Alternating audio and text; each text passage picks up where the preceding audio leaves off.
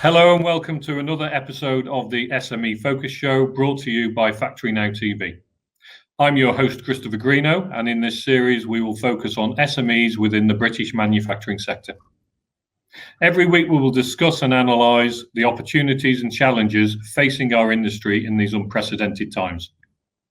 I've worked in the sector for over 26 years and I'm CCO at SDE Technology, one of the leading manufacturers of pressings and assemblies in the UK. So as you can hopefully appreciate, this show is very much for manufacturers by manufacturers. Joining me this week is Kirsty Davies-Chinnock, Managing Director at Professional Polishing Services Ltd. Kirsty, welcome. How are you? I'm very well, thank you, Chris. Thank you so much for asking me to come on. Absolutely, it's great to have you. So let's get straight in. Professional Polishing Services, what do you do? Tell us about your great company. Thank you. We polish stainless steel and we do it professionally, hence the name.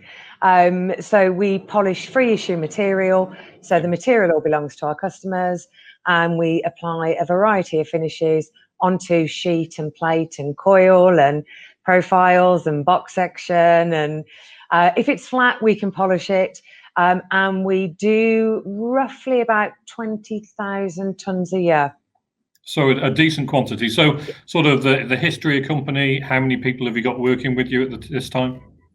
So we've got, she says, I always have to count. We're currently recruiting. So we've got 2 new starters with us at the moment and we're recruiting for 2 more, which will take us to about 26, 27, I think in total. Fantastic. Fantastic. And we've been going since 1983. Yep. And I joined the company in 1989. So I've been doing this for 32 years this year.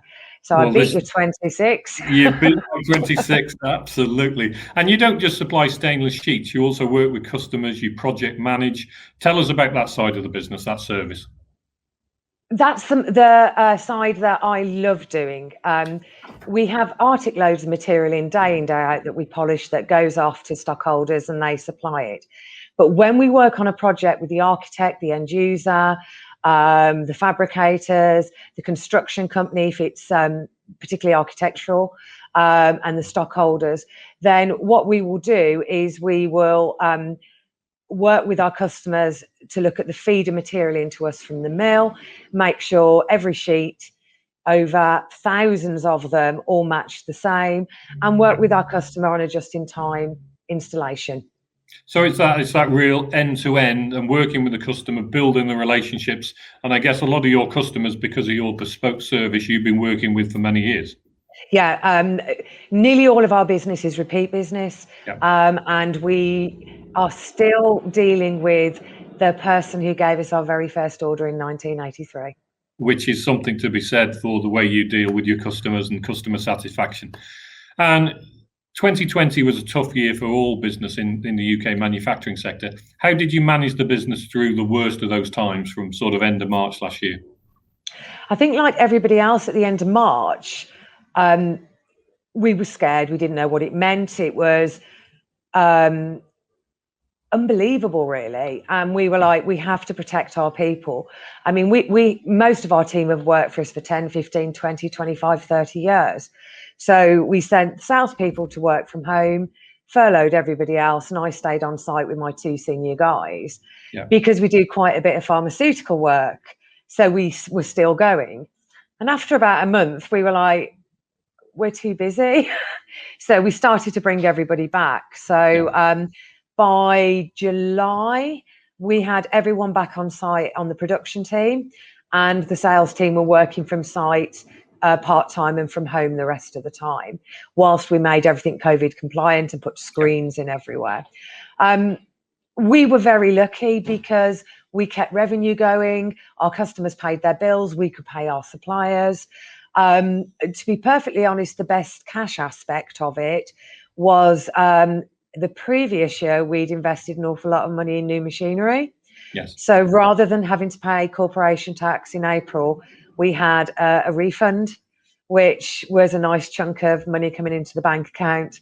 And from July onwards in 2020 through to now, we're probably going to have a record year.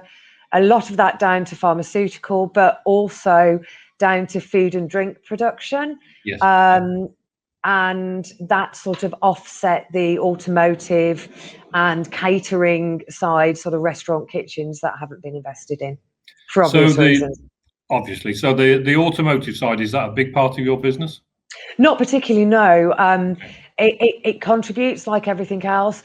The main sectors we tend to work in are material for further fabrication, so food and drink, pharmaceutical, nuclear, and architectural.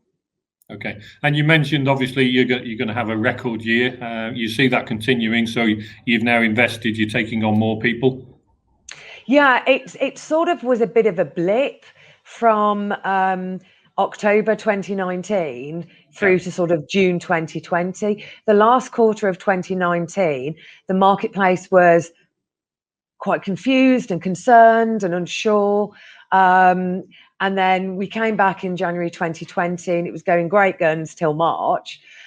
So we'd had new machines coming in June and July 2019. So they were sort of interrupted in being able to produce and contribute. And now they are, which is great.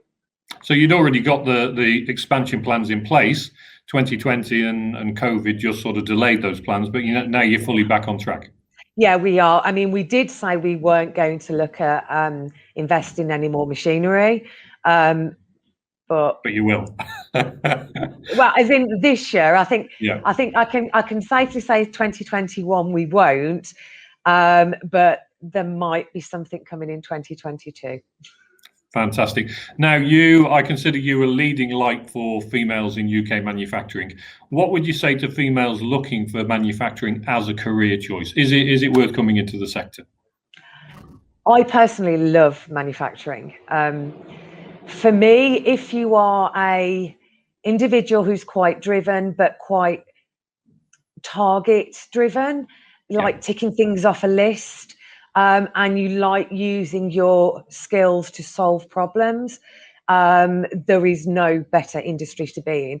And working in a team that's diverse means that you bring different skills to it. And yeah, it's a lot different now than when I started out 30 years ago. There are more women coming into it, which is great. Do you think that we still need to do a lot of work in schools changing the perception of what manufacturing actually is? Yes, completely. Both for boys and girls coming forward. There's always been industries that people don't want to do because they go, it's dirty, it's messy, it's this and that. And yes, some of what we do is fairly dirty. But other aspects of it are incredibly technical, and you're producing something that really contributes to human life on the planet. When we're talking about tanks that make vaccines, for example, when I was at school, everybody wanted to be a lawyer and accountant to have a BMW and a briefcase. Now, when kids are coming up through school, they all want to be influencers. The reality is only a very, very small proportion of people get the BMW briefcase at 20 or, have 1 million followers on YouTube at 20. Everybody else has to go out and earn a living. And every company needs good people who can come in, give their best, and then go home.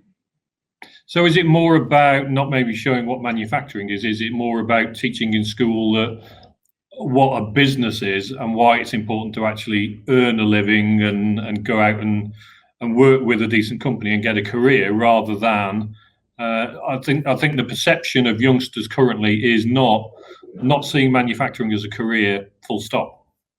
That's such a shame, because the skills they can learn at most companies, whether it's to do the day job, whether they want to go off and learn something else. We put a program in a few years ago, rather than renewing various members of the team's forklift truck license.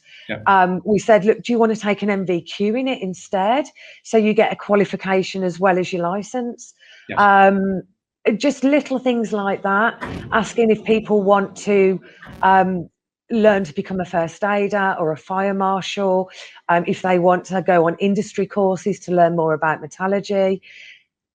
The more we can make the day job interesting, bearing in mind most people are standing at a machine, pushing a button and looking at some metal, the more fun they're going to have and the better product they're going to produce. And when they know it's going into an environment on the side of a building or into a nuclear plant or something like that, that gives them much more interest in what they're doing. Absolutely, engaging the workforce in knowing where that end product is going, but also upskilling the workforce, which I know you do a lot of at your company.